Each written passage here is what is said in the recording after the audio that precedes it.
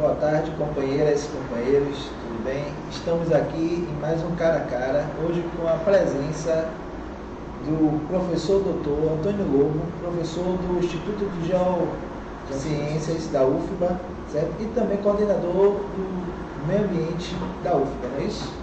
E a presença também aqui do nosso companheiro Padre Zé Carlos, também um dos coordenadores do Grito dos Excluídos aqui na cidade de Salvador, né?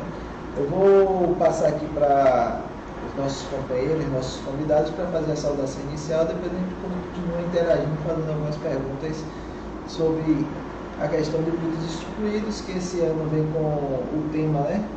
Esse sistema não vale, né? E conversar também com o professor Lobo sobre a questão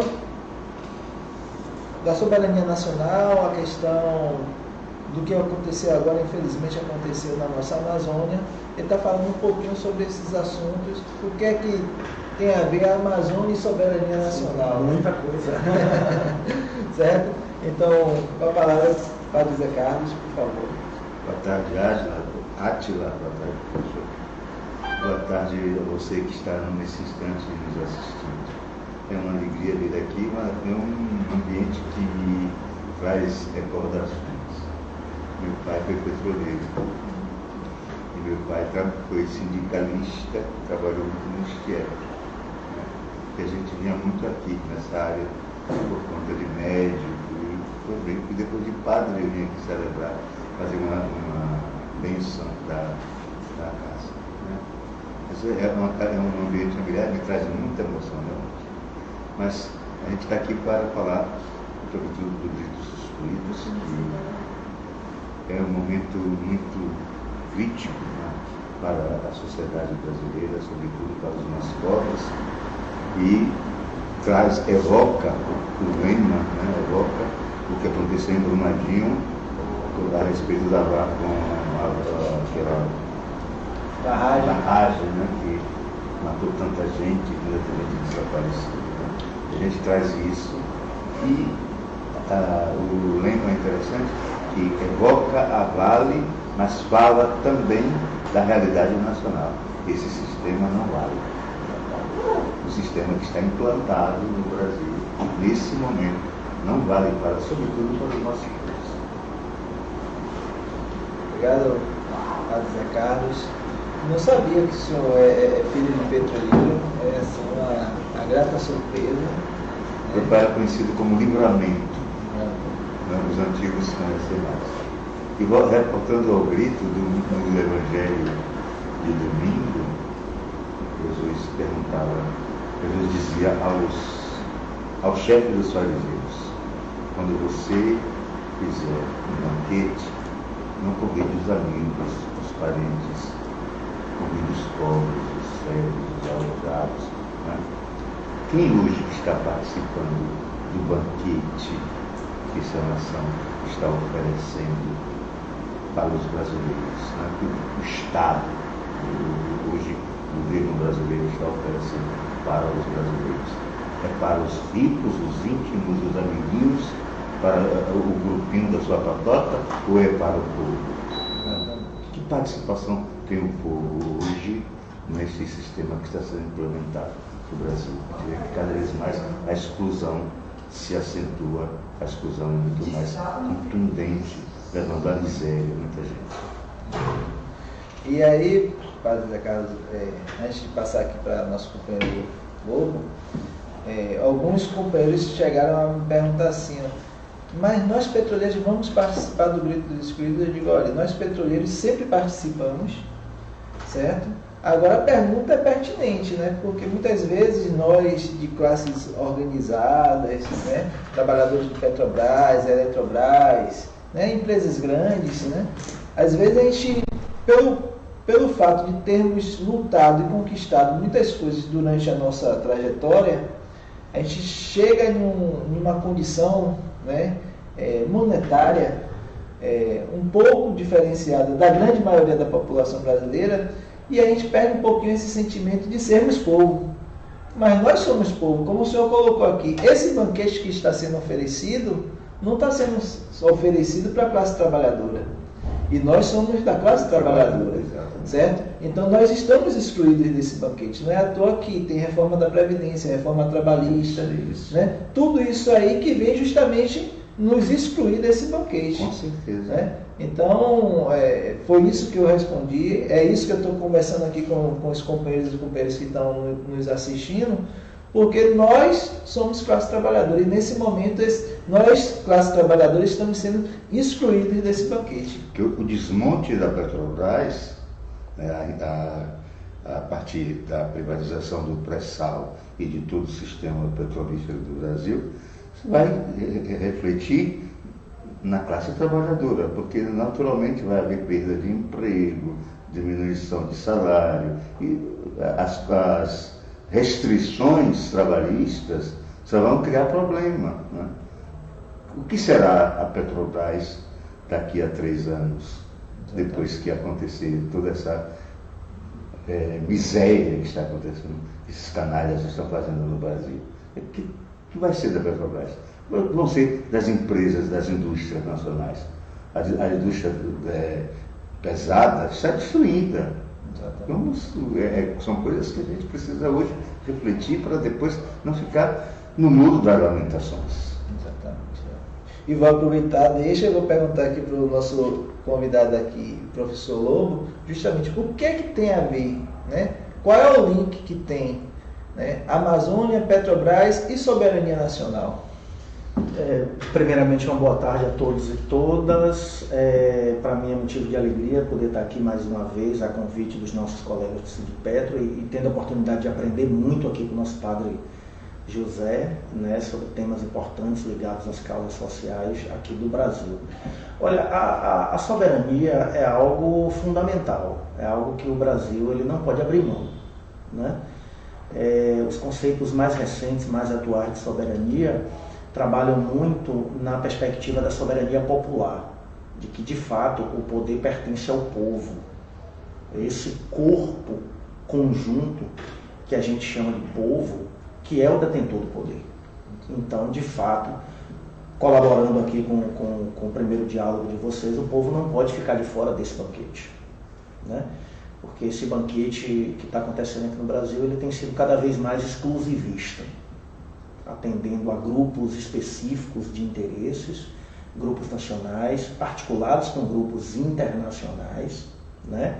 Tem muitos autores que dizem que o Brasil ele nunca teve elite, porque uma elite ela tem um projeto próprio de desenvolvimento nacional, mesmo que seja um projeto exclusivista.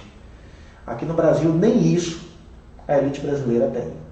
É uma elite articulada com o capital internacional, com a elite internacional, e que não está muito preocupada com nenhum tipo de projeto de desenvolvimento nacional, que não está muito preocupada com nenhum tipo de projeto que possa fortalecer a soberania do Brasil perante o mundo.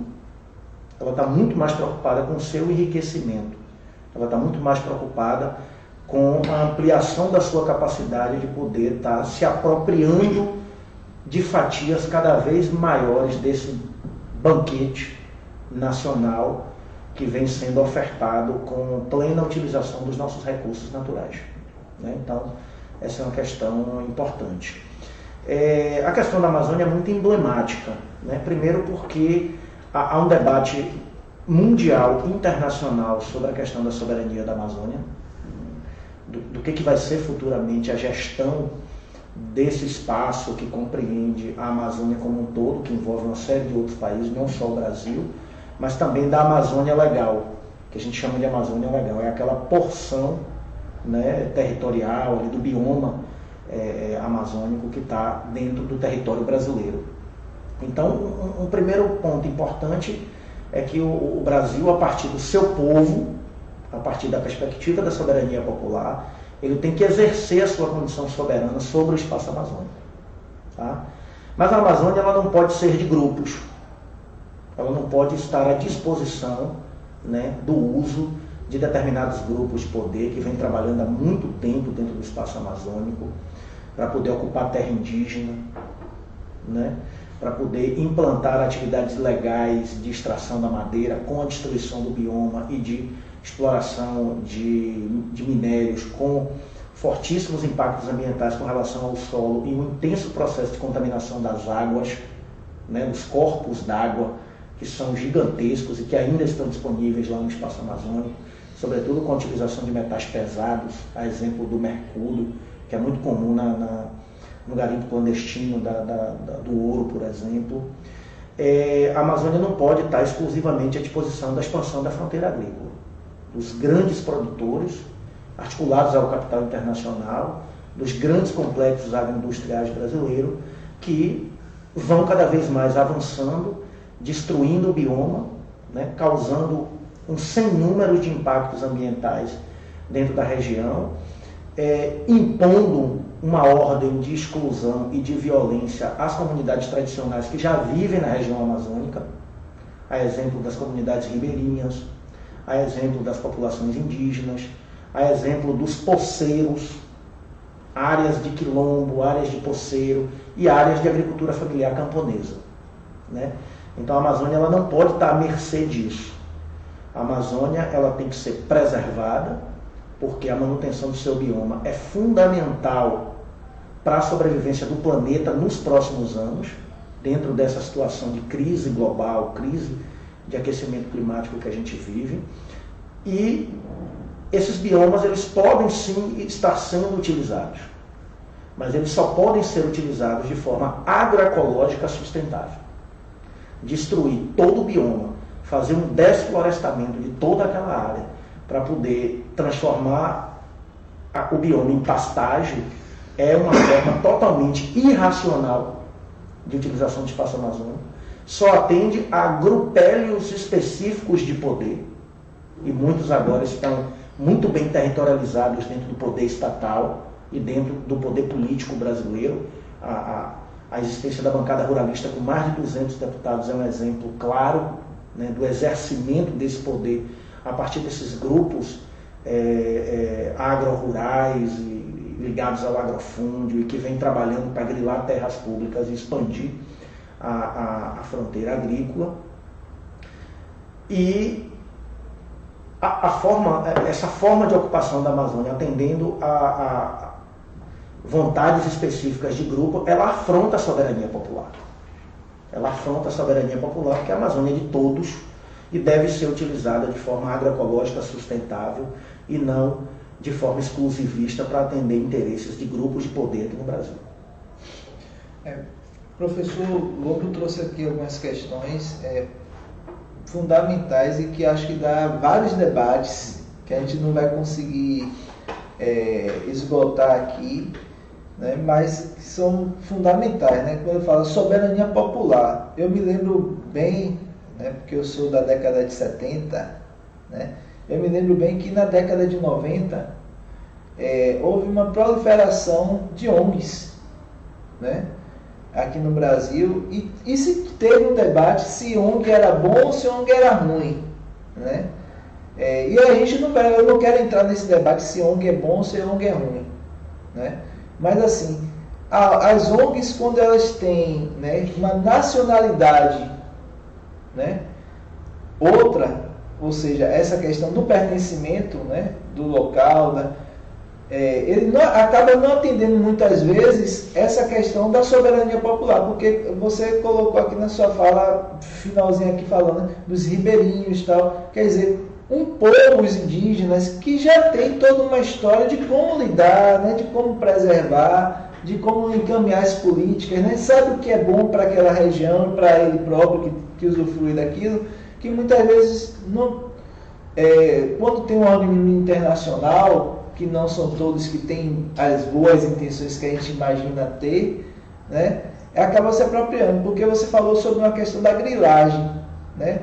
Aí eu queria que você, antes de eu voltar aqui para o Padre Zé Carlos, falasse um pouquinho sobre a grilagem, porque a gente acha que não, mas acaba uma coisa estando relacionada com outra, porque eu não sei, né? Eu estou perguntando porque realmente eu não sei. Relaciono muito a grilagem à presença de estrangeiros, e a presença de estrangeiros vem muitas vezes acompanhada por essas ONGs internacionais que se instalam dizendo que não, nós vamos aqui preservar tal, né? E acaba vindo pesquisando, se apropriando do conhecimento, né, e trazendo outros interesses. Eu falo isso porque muitas das nossas riquezas, elas são catalogadas por outras nações, patenteadas por outras nações, coisa que a gente não tem conhecimento, mas foi por quê? Porque o estrangeiro chegou aqui, fez essa pesquisa, né, se apossou desse território, né, e acabou levando. Então, eu queria que você falasse um pouquinho se eu estou viajando assim, ou se isso realmente tem uma interligação. Porque eu me lembro que Cristóvão Buarque, quando assumiu o Ministério da Educação, né, ele falava muito que em alguns livros, né, na literatura americana, já dizia que a Amazônia ela não pertencia mais ao Brasil. Eles colocavam o mapa do Brasil já sem Amazônia. Sim. Não é isso? E assim, que é diferente. A Amazônia não é um polo norte, né? Não é um polo norte, não, um polo sul, né? Que é uma área internacional de pesquisa. A Amazônia não é isso, como você falou, a Amazônia é legal. Todo o território da Amazônia é legal. Ele tem e ele deve exercer essa soberania sobre o território da Amazônia Legal. Claro que isso não impede que a gente abra um canal de diálogo com os outros agentes amazônicos. Eu acho que o diálogo é sempre bem-vindo nesse sentido. Mas o Estado brasileiro ele tem a soberania sobre o território e ele deve manter e exercer a soberania sobre aquele território. Agora, não pode ser da forma como estão fazendo agora. Porque o incentivado, a expansão da fronteira agrícola, as madeireiras e o garimpo ilegal atuando cada vez mais dentro do espaço amazônico, incluindo no meio disso tudo, perseguindo e excluindo as comunidades tradicionais que já vivem ali. Então, esse discurso institucional do grupo que está no poder, ele é muito perigoso. Ele é muito perigoso porque ele abre uma porta gigantesca de oportunidade para que esses grupos que já atuam dentro da Amazônia Legal possam ter uma oportunidade gigantesca de poder avançar sobre o bioma e provocar danos ambientais irreversíveis, como estão fazendo agora com as queimadas, com a questão do Dia do Fogo, nossas leis ambientais, discutindo com as comunidades tradicionais que já vivem ali, e por que não também discutindo com as ONGs. Né? ONG é como tudo na vida, tem ONGs que são extremamente comprometidas com as causas sociais, dentro da Amazônia Legal, com o desenvolvimento sustentável daquelas áreas ocupadas do bioma, com as comunidades tradicionais, mas a gente também não pode negar que ali dentro do espaço amazônico existem ONGs também que representam interesses do capital nacional e do capital internacional. Nós sofremos, por exemplo, dentro do espaço amazônico, com um amplo processo de tráfico de produtos vegetais e espécies animais do nosso bioma. Um intenso processo de tráfico da fauna e da flora de espécies endêmicas, de espécies raras do bioma amazônico. E isso é fato. Então, assim, existe uma disputa de capitais dentro do espaço amazônico. Existe uma disputa de um capital que ele tem um caráter mais nacional, e é esse capital que impulsiona o avanço da fronteira agrícola e está ligado também à utilização irracional do minério, da ocupação do solo e da retirada da madeira, tá? Da transformação do bioma em pastagens. E existe uma disputa com outro capital internacional que eu costumo chamar de capital cosmético, né? Ou de capital medicamentoso, que é essa fração do capital que atua muito fortemente no desenvolvimento de produtos no campo da beleza, por exemplo, no campo dos cosméticos, perfume, shampoo, cremes e tantos outros, e também no campo de produtos farmacêuticos, que tem outros interesses no bioma amazônico. E esses se utilizam de determinadas ONGs que atuam ali dentro representando esse capital. Então, assim, não dá para dizer que toda ONG está ali a partir de uma perspectiva ambiental puritana solidária, mas também não dá para dizer que toda ONG que está ali é ruim. Eu acho que você tem que analisar caso a caso para que a gente possa separar as duas coisas e entender bem, né, cada tipo de interesse hegemônico que se manifesta hoje dentro do espaço amazônico. É interessante a gente refletir o que é soberania, qual é o sentido da soberania, porque a ONG pode agir desta forma, dominando e tirando proveito, né? Mas o governo de plantão que age desta forma também não está respeitando a soberania. Claro. Entendeu? É interessante a gente parar para refletir. Está fazendo mau uso da soberania. Mau uso da soberania. Então isso leva a gente a refletir onde está realmente o interesse pela soberania. É preciso. E aí vem o problema que você falou, Bruno, a respeito do poder popular. Né? Isso. Nós ainda temos um sistema democrático representativo e é preciso um pouco refletir a respeito disso, né?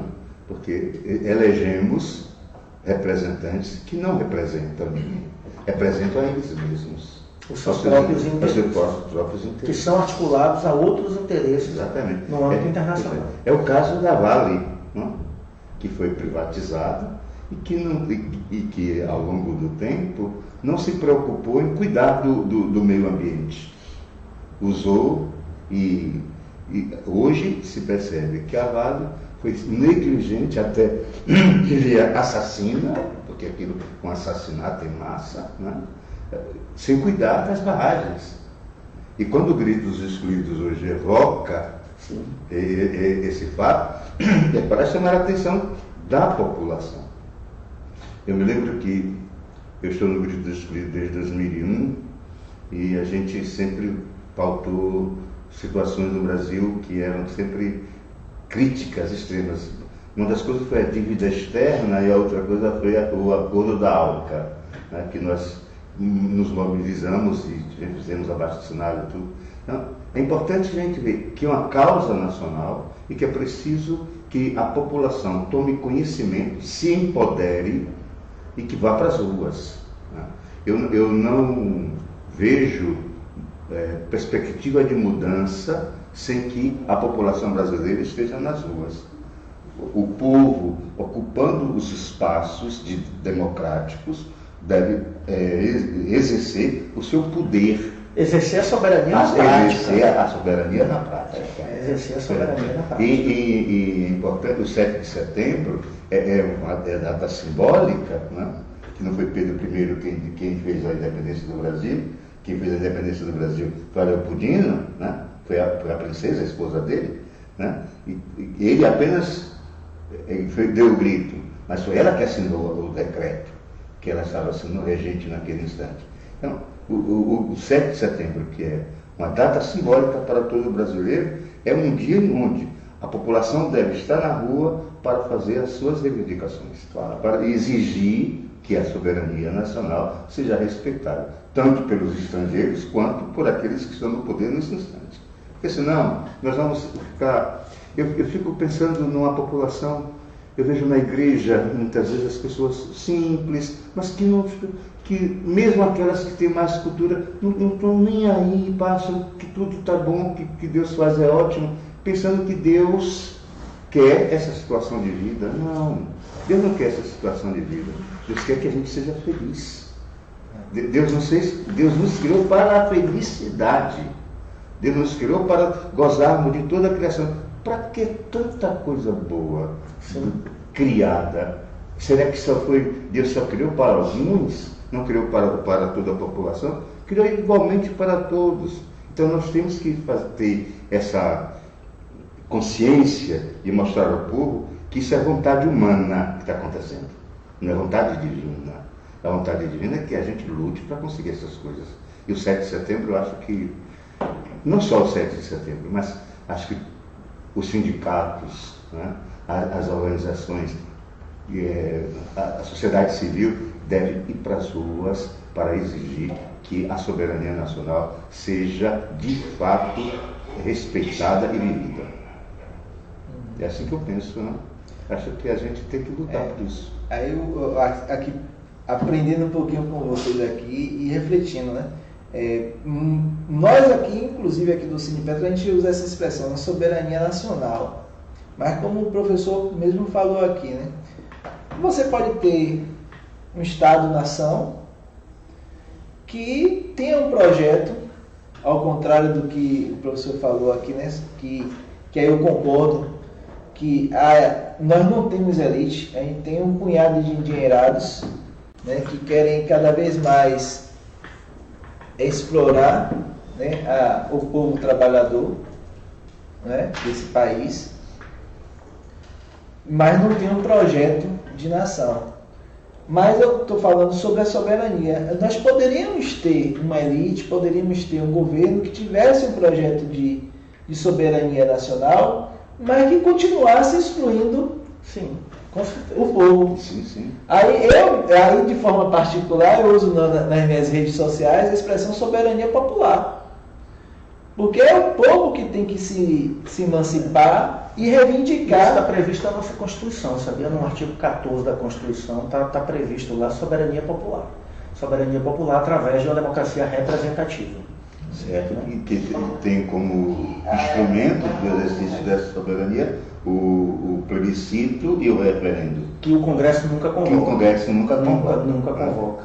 Como dizem, né? Ou seja, nossa Constituição, que tem sido tão maltratada ultimamente, ela já é bastante avançada.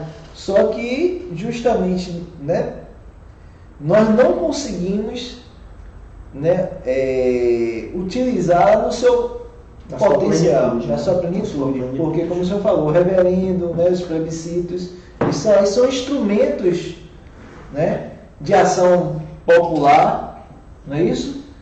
Mas eles não são utilizados. Então, precisa que nós, povo brasileiro, comece a exigir a utilização desses instrumentos. Com certeza. Dentro do contexto, a importância da rede social, que um programa como esse não chega para milhões, mas que vai chegando aos poucos para muita gente. Muito importante. Porque hoje nós não temos uma mídia isenta. Ela é partidária, ela é interesseira, ela defende um projeto de benefício para si própria. Então, cada vez mais a mídia direciona o pensamento e o agir da população. E é preciso que as redes sociais sejam tão fortes, tão incisivas, que tenham maior poder de penetração para chegar às populações.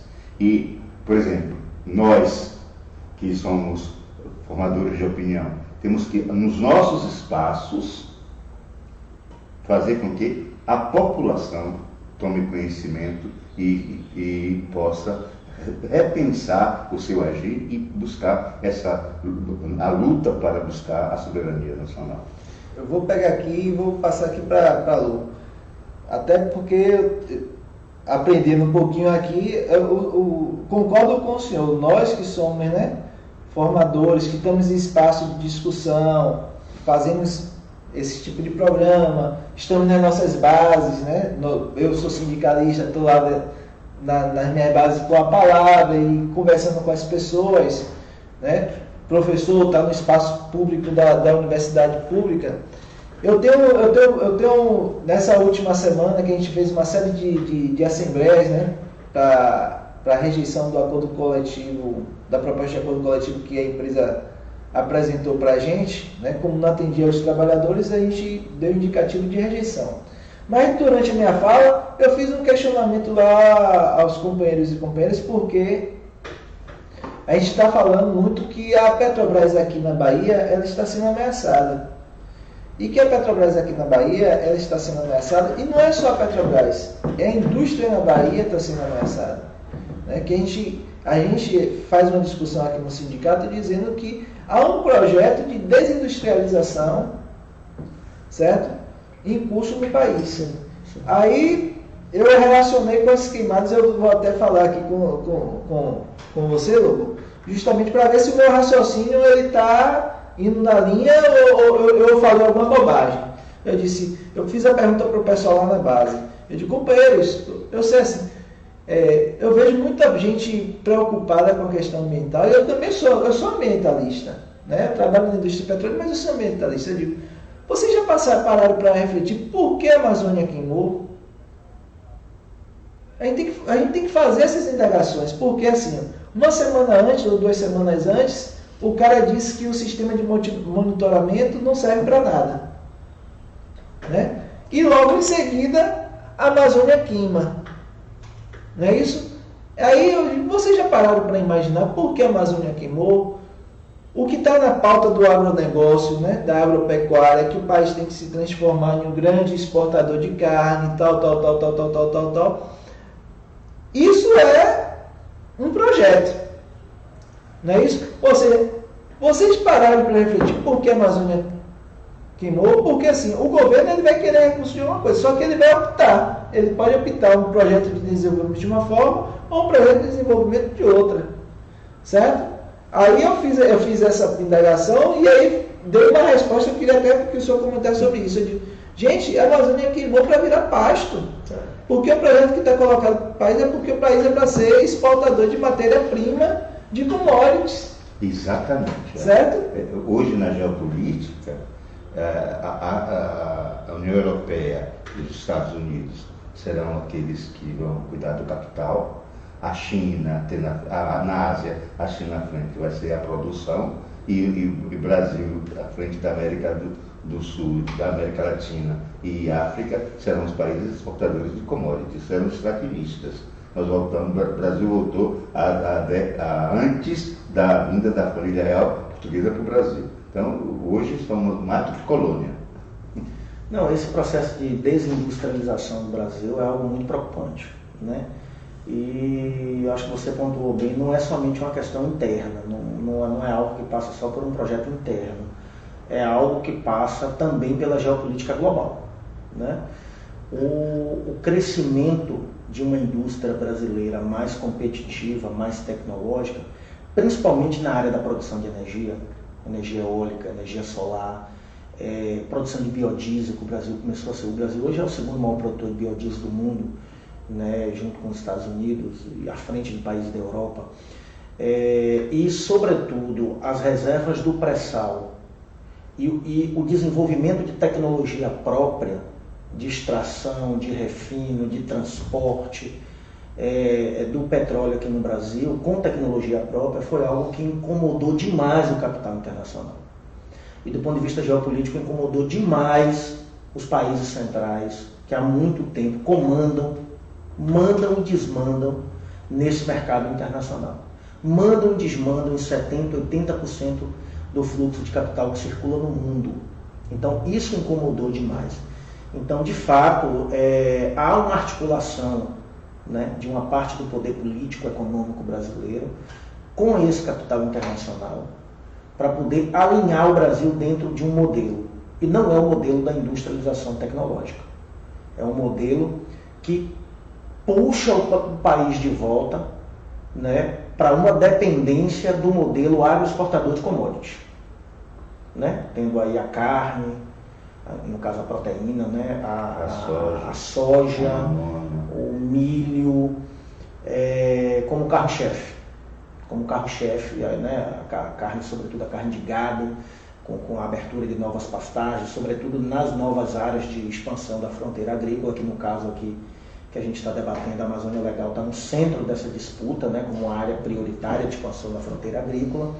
Então, a ideia, a partir dessa articulação, é puxar o Brasil para esse modelo agroexportador. E o impacto disso é a desindustrialização. O impacto disso é a total falta de compromisso do Estado por meio das políticas públicas estatais, por exemplo, não só do governo federal, mas dos estados e dos municípios também, com o desenvolvimento industrial, sobretudo com aquela indústria criativa, com aquela indústria tecnológica. O desmonte que estão fazendo na Petrobras não é só uma decisão nacional. O desmonte estratégico que estão fazendo na Petrobras parte de uma articulação com o capital internacional. Uhum. E parte, inclusive, de acordos que foram celebrados com países e com grandes petrolíferas mundiais de outros países, lá no impeachment da ex-presidenta Dilma.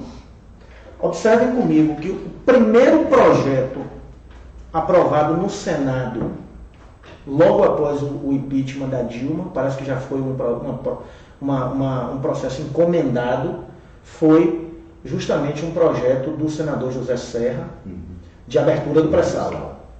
No caso do pré-sal, né, sair do modelo de partilha e voltar para o modelo de concessão e abrir o pré-sal para a participação e exploração de grandes conglomerados petrolíferos internacionais.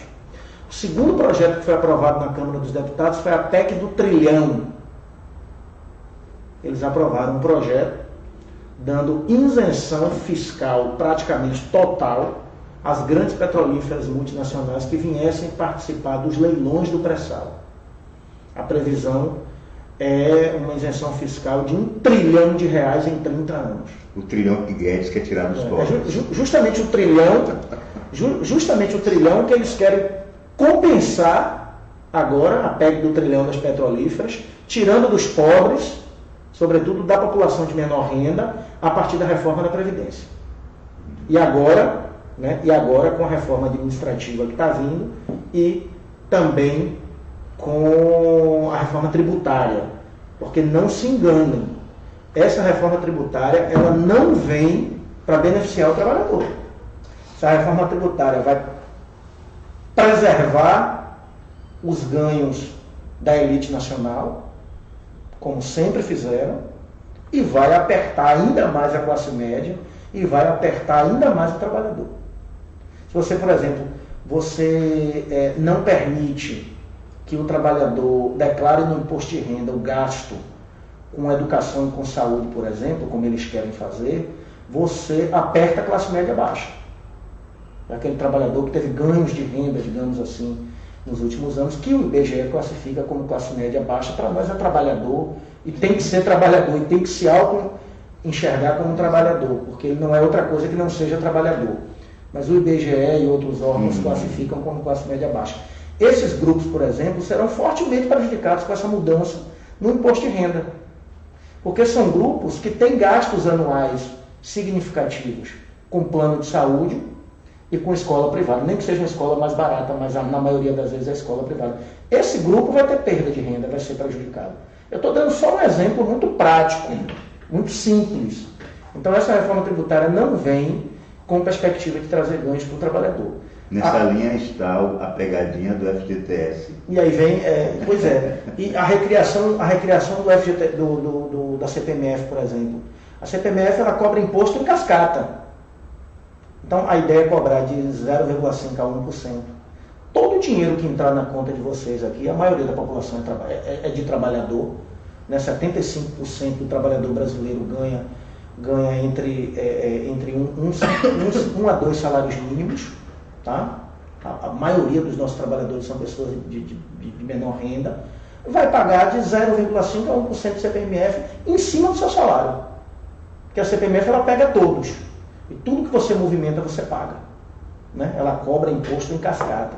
Então vai apertar o trabalhador. É um imposto que, se for recriado, vai ter um impacto significativo também sobre essa massa de trabalhadores que nós temos aqui no Brasil. Então, só para finalizar a minha fala, esse desmonte da Petrobras agora é a cereja do bolo dessa articulação com o capital internacional que bancou economicamente e politicamente, inclusive, o impeachment da ex-presidente Dilma.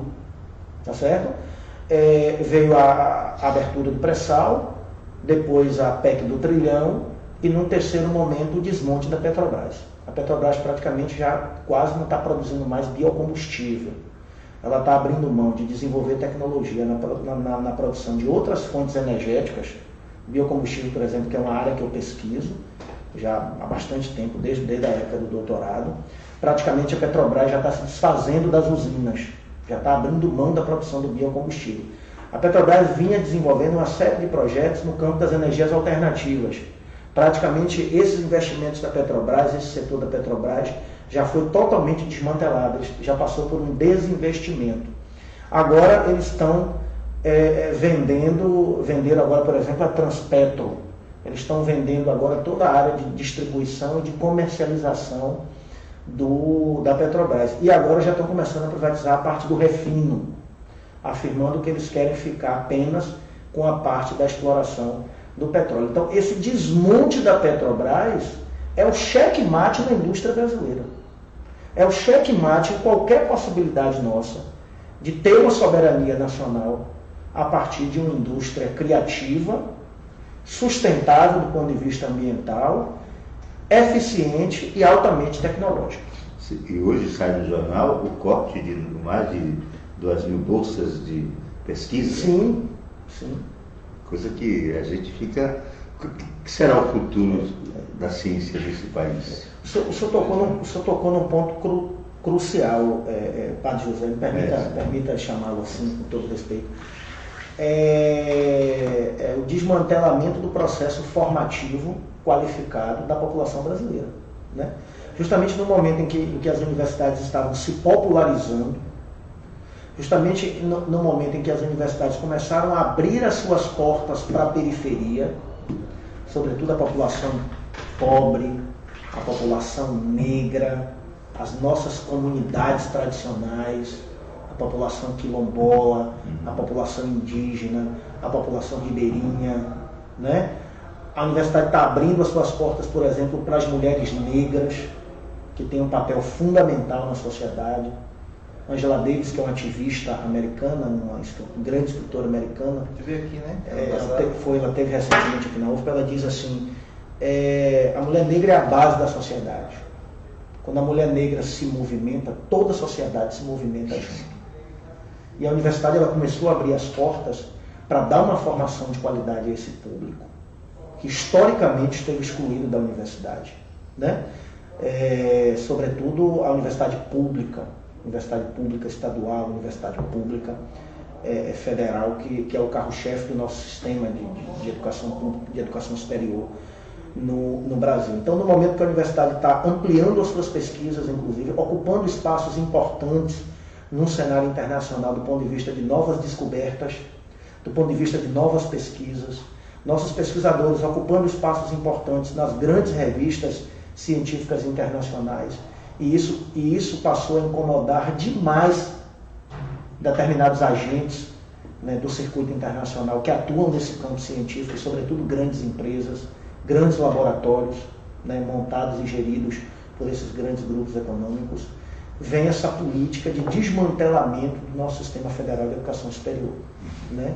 Um corte um contingenciamento de 20% no orçamento das universidades, depois um corte de 30% nos orçamentos das universidades, agora corte nas bolsas da CAPES e do CNPq, que praticamente vai inviabilizar a pós-graduação no Brasil, vai inviabilizar uma série de pesquisas extremamente importantes no âmbito da especialização, no âmbito do mestrado e no âmbito do doutorado, e que, consequentemente, vai gerar prejuízos científicos ao Brasil, que vai se refletir na nossa política estratégica de desenvolvimento.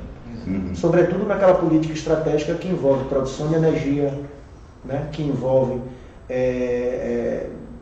digamos assim, um aperfeiçoamento criativo, tecnológico do nosso setor produtivo, e, consequentemente, tudo isso afeta a nossa soberania nacional, né, e tira oportunidades da população mais pobre, da população de menor renda, de ter um processo.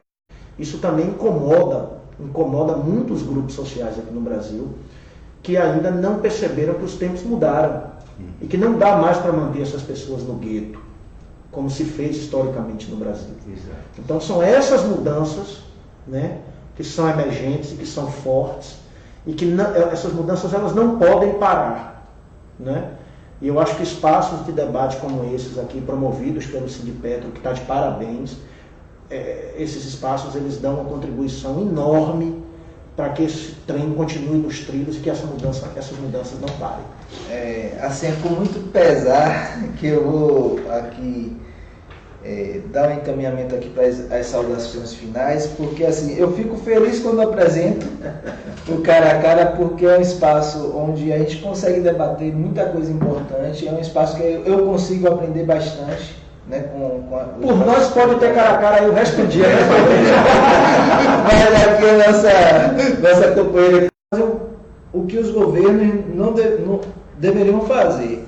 A gente chegou até a debater aqui um pouquinho sobre ONG, mas de fato, né? Quando o governo, quando um projeto popular ele se ausenta, né? Outros interesses assumem que podem estar a serviço do popular ou não, como o professor aqui pode estar a serviço do povo, da soberania nacional, ou pode estar a serviço de outros interesses. Outros interesses. De cunho do capital ou de cunho internacional. Por isso que o espaço da universidade pública ele é extremamente importante. Né? Claro. Porque no espaço defende o interesse público. Porque a universidade pública é aonde, né, a população vai poder, né, se municiar, né, de ferramentas para poder fazer um melhor combate a esses interesses contrários à soberania popular. E outro aqui é o David Bacelar. Um abraço para o David. Mande um abraço para ele. Inclusive, eu me surpreendo com o crescimento de David, viu? Grande liderança sindical, liderança política, extremamente habilidoso, extremamente comprometido com a causa dos trabalhadores. Eu fico feliz em ter uma liderança como o David. Jovem. É um orgulho aqui para nosso sindicato. O comprometimento que ele tem com os trabalhadores. David vai longe, viu? E não vai longe por ambição, não. Vai longe porque ele é, de fato, comprometido com a causa dos trabalhadores e os trabalhadores reconhecem isso. Estamos com ele. Aí ele pergunta aqui para o nosso companheiro aqui, o padre Zé Carlos. Né? A CNB tem alguma posição com relação, CNBB, né? Tem alguma posição com relação a essa destruição de nossa soberania?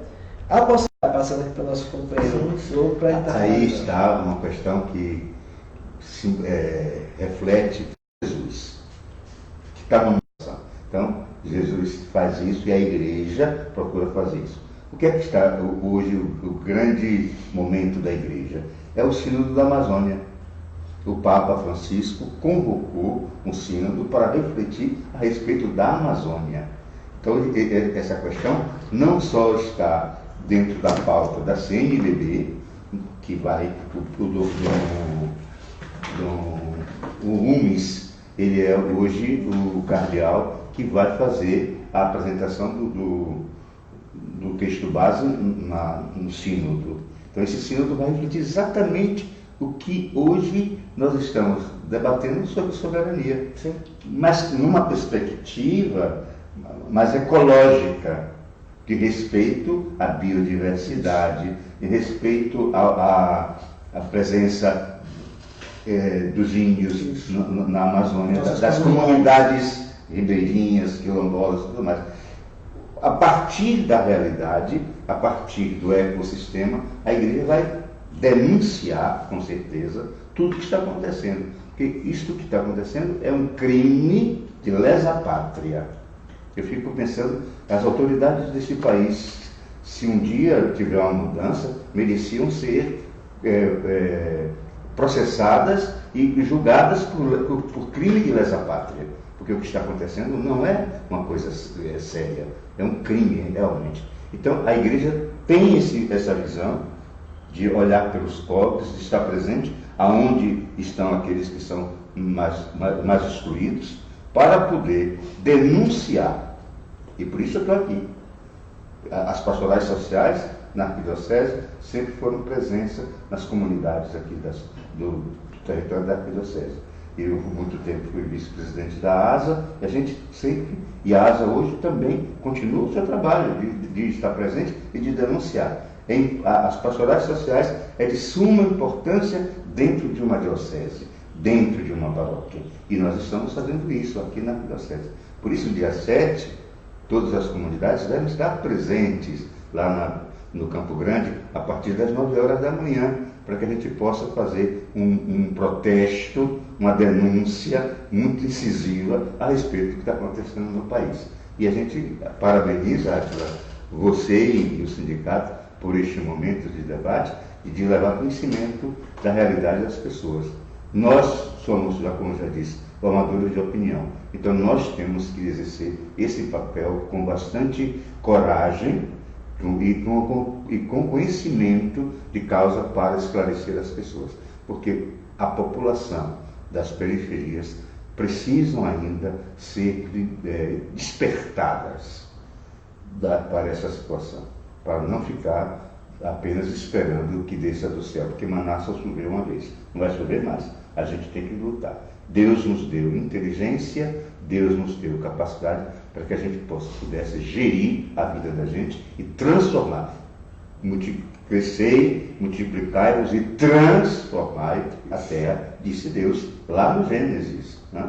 Então, quando a gente vê, e Jesus disse no Novo Testamento, eu quero que todos tenham vida e vida em abundância. Esse Deus é um Deus que nos ama, que nos quer bem e que nos quer felizes. Obrigado pelo convite. Obrigado, Padre Zé Carlos. Passar aqui para o professor Antônio Lobo para também fazer aqui suas considerações finais e falar, né, um pouquinho que passou, foi dia 30, mas é bom a gente lembrar aqui, né, a Universidade na Praça, né, iniciativa da PUB Sindicatos, né, Sindicato da PUB que tem a Raquel Nery, né, como presidenta, grande Raquel, Nery, certo? Também a professora Luciene Fernandes, que é vice-presidente do PROIFES, né, que é a nossa federação nacional.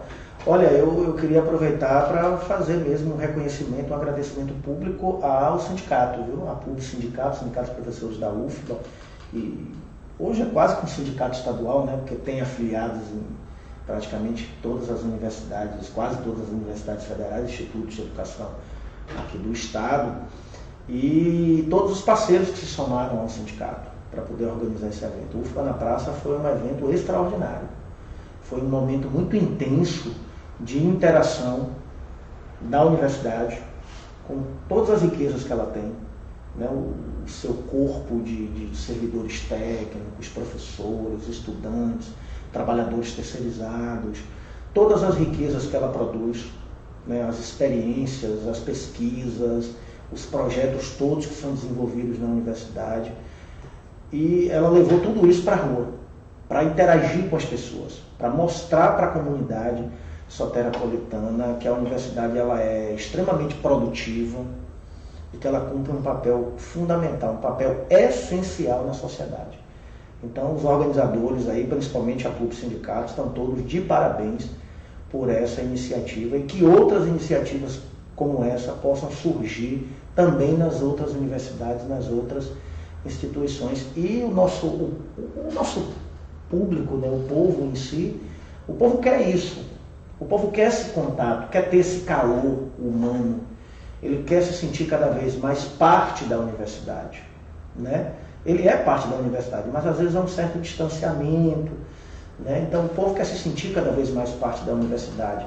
Ele quer estar dentro do ambiente, ele quer interagir com tudo que está acontecendo na universidade. E a universidade, por sua vez, quer cada vez mais interagir também com o povo. Então eu acho que o UFBA na Praça foi justamente esse espaço de encontro, né? A vontade da comunidade universitária, da universidade em si, com a vontade do povo, e nós conseguimos criar um ambiente que a gente juntou as duas coisas e como você disse, fez um gol de placa, né? Porque a universidade é um patrimônio da humanidade. A universidade é um patrimônio da população brasileira. A população ela tem que tomar consciência disso e ela tem que se mobilizar para poder defender esse patrimônio. Porque se a gente perder esse patrimônio, dificilmente a gente vai conseguir reconstruir. Tá? Então eu finalizo agradecendo imensamente mais uma vez. Segunda vez que eu estou aqui, quero vir uma terceira vez. Vamos ter sim, espaço, sim. Depois eu pego esse vídeo lá na rede social, compartilho também na minha rede, mando para todo mundo no WhatsApp o link, para que as pessoas possam assistir. Porque eu acho que a ideia é que esse debate possa correr o mundo, né? Possa levar contribuições para poder fomentar outras mobilizações, fomentar outros debates e a gente poder, de fato, exercer a soberania popular no Brasil. Então, muito obrigado a vocês pelo convite e eu vou continuar à disposição de vocês para o que vocês precisarem. Bom, nós do Sindipetra que agradecemos a presença aqui do Padre Zé Carlos e do professor Antônio Lobo, do Instituto de Geociências da UFBA, certo? E fica aqui o agradecimento por quem estava aí e pode estar mais tarde assistindo a gente, sim, porque a rede social ela não para, certo? Olha, a turma que está na refinaria agora, que tá todo mundo de noite, é isso aí, certo? E fazer o chamado aqui. 7 de setembro é a nossa próxima manifestação popular, certo? Que é o Grito dos Excluídos, que vai estar a concentração, como o Padre Zé Carlos aqui lembrou, às 9 horas da manhã, ali naquela região, ali em frente ao Teatro Castro Alves, certo? 9 horas é a nossa concentração. Esse ano, porque deve ter algum atrasozinho no desfile por causa das obras na Avenida 7 de Setembro, a gente já vai iniciar algumas atividades lá, né? Algumas atividades culturais, lá mesmo na concentração. Então é importante ir, participar, chamar os amigos, porque é o espaço do grito, o grito do povo, certo? Dizendo o que é que está errado e para onde é que a gente quer levar a nossa nação, certo? Então, companheiros e companheiras, muito obrigado pela atenção e até a próxima.